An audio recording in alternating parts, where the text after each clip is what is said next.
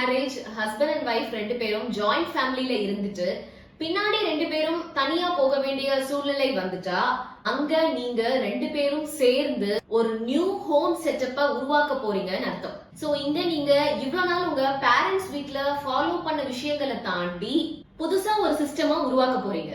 அப்போ அதுக்கு பொறுமை ரொம்ப ரொம்ப அவசியம்.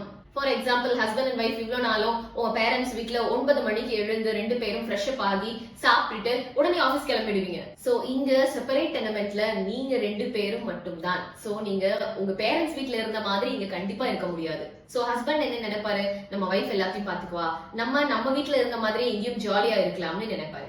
வைஃப் என்ன நினைப்பாங்க, நம்ம ஹஸ்பண்ட் எல்லா விஷயத்திலும் நமக்கு சப்போர்ட் பண்ணுவாரு, சோ நம்ம சமாளிச்சிடலாம்னு நினைப்பாங்க. இதை செயல்படுத்த ஆரம்பிக்கும் போதுதான் பிரச்சனைகளே.